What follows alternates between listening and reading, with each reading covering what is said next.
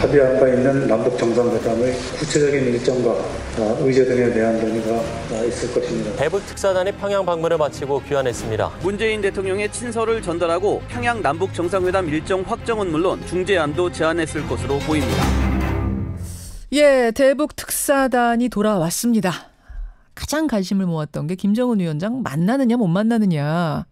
왜냐하면요, 북미 관계가 싸늘해지기 시작한 게 폼페이오 장관이 북한 갔을 때 김정은 위원장이 안 만나주면서부터 아닙니까? 과연 우리의 특사단은 만날 것인가 하는 거였는데 만났습니다. 그리고 예정에 없던 좋은 만찬도 했습니다. 그렇다면 좋은 시그널일까요? 근데 또 한편으로 보면 지난번에는 이 특사단이 다녀와서 우리 대통령한테 보고를 하자마자 미국으로 달려갔잖아요. 그랬던 걸 생각하면 1차 때만큼 잘 풀린 건 또 아닌 것 같기도 하고 좀 애매합니다. 자, 주목해야 할 포인트들 짚어보죠. 한동대학교 김준영 교수 연결이 되어 있습니다. 김 교수님 안녕하세요. 네, 안녕하십니까. 정의용 실장의 옅은 미소.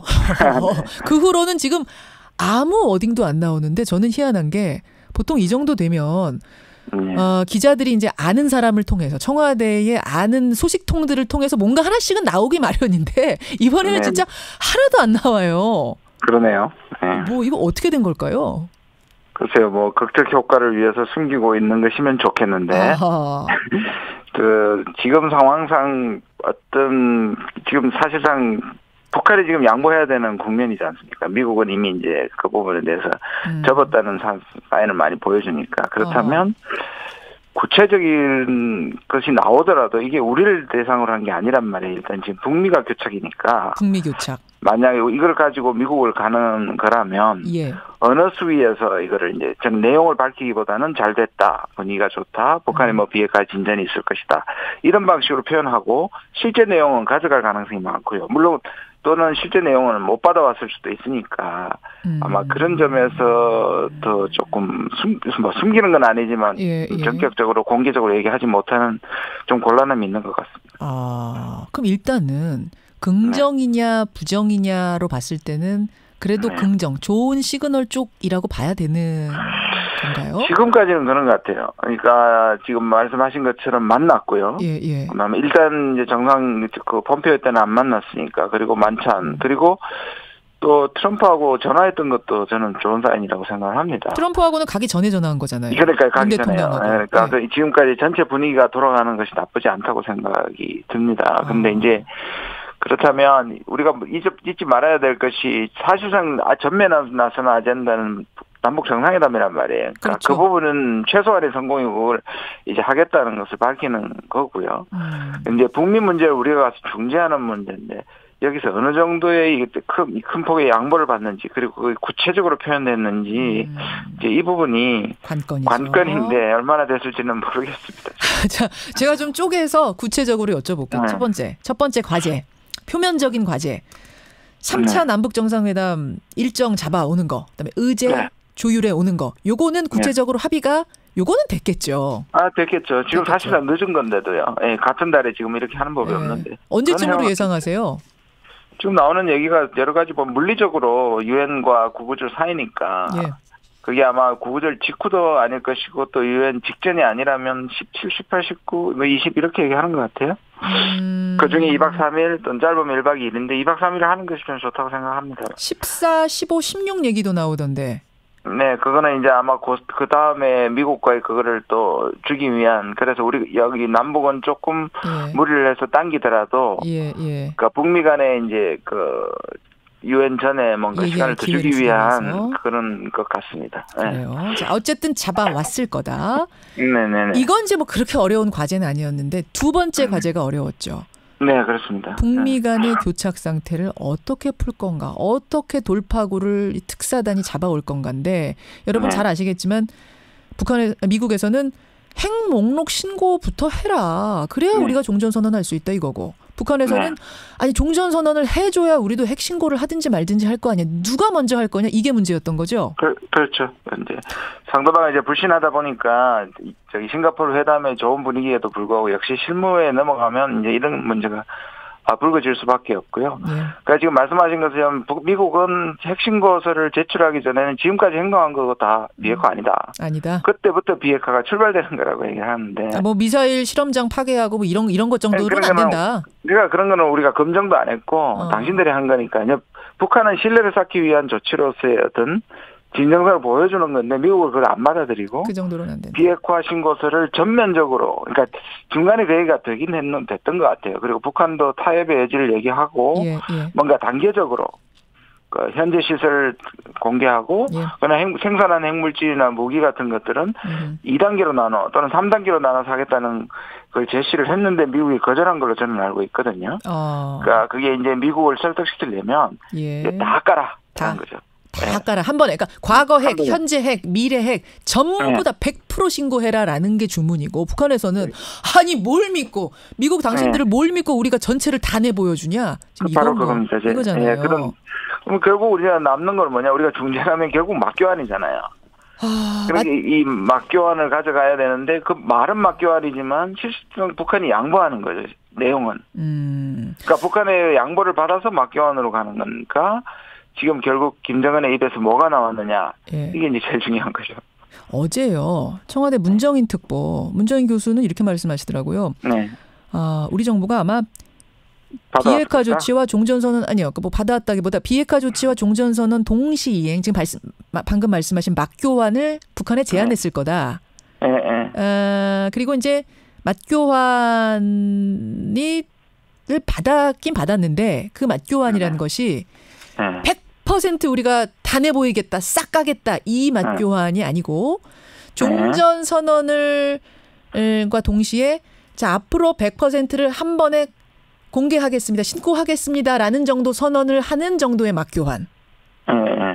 어떻게 보세요? 그럴 가능성이 있죠. 왜냐하면 지금은 우리가 북한의 의사를 확인하고 미국한테 전하고 실질적으로 합의하는 부분은 북미니까. 그렇죠.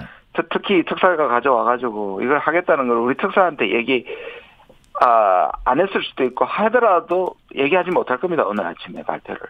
결국 미국 예사를 그걸 들어봐야 되기 때문에 저는 그래서 진전된 분위기 정도를 알리고 잘 돼갈 것이다. 뭐 통큰 양보를 했다든지 뭐 이 정도지. 북한이 신고서를 제출하기로 했다는 거를 우리 특사 입으로 오늘 회견에서 얘기하지는 못할 겁니다. 못할 거라고 보세요. 네.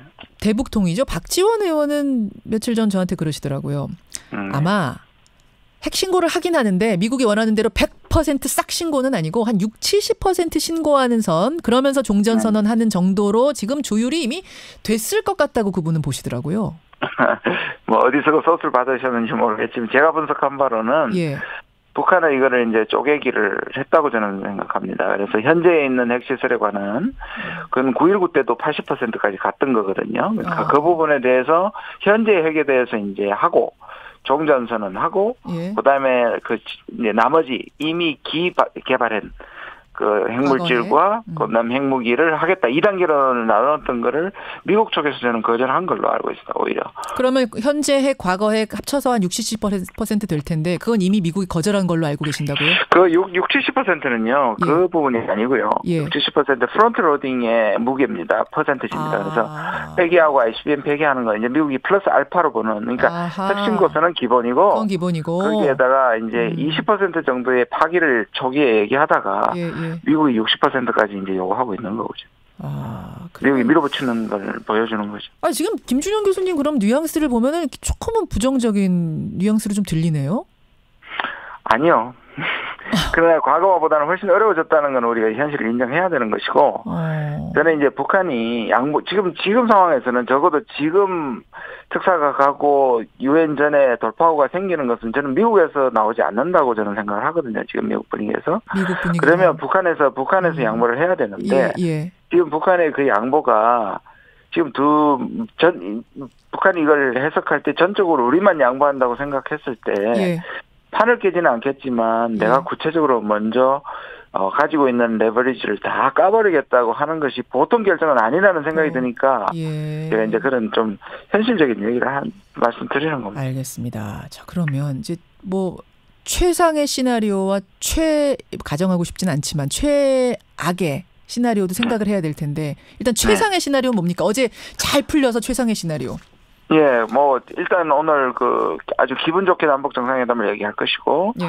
그다음에 북미 간에 타결될 것을 기대한다, 예. 낙관한다라든지 뭐 그런 방식, 그다음 비핵화에 대해서 확실한 어떤 부분에 대해서 언질이 있었다든지 이 정도로 발표를 하고, 네. 그다음에 실제로는 핵실고서 100% 제출을 하는 걸 가지고 우리 대표단이 지난 3월처럼 미국 가서 그다음 미국이 그걸 받아들이게 되면 우리 대통령이 유엔에 같이 가는 거죠. 우리 비행기로 순환공항 가서 김정은을 데리고 나란히 유엔에 가는 거겠죠. 아 정말 최상의 시나리오는 이거다. 그러면 가정하기는 싫지만 그래도 가정을 해야 됩니다. 우리가 최악으로 안 좋게 펼쳐질 시나리오는 뭐예요?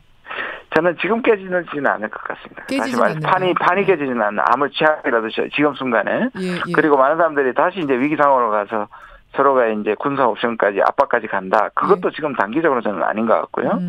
결국 11월 그 중간 선거까지는 판은 살리되 상대방 탓을 한다든지 또는 교착 상황이라든지 뭐 그냥 우리가 쉽게 표현해서 뭉개고 그냥 뭘 안 하고 이렇게 가는 그 상황이 될 가능성이 제일 크죠. 이건 지금 가장 안 좋은 상황으로 가정했을 경우. 예, 단기적으로 연내에 저는 뭐 위기 상황으로 가고 뭐 군사 공격한다 이렇게까지 갈 것 같지는 않습니다. 최악의 경우라 하더라도. 여기까지 일단 우리가 어떤 관점으로 이 판을 봐야 될 것인가 정리를 해봤고요. 네. 이걸 염두에 둔 채 여러분 오늘 10시경에 있을 브리핑을 들으시면 되겠습니다. 예, 그리고 나서 우리가 얘기를 더 나눠보죠. 교수님 고맙습니다. 네네 감사합니다. 한동대학교 김준형 교수였습니다.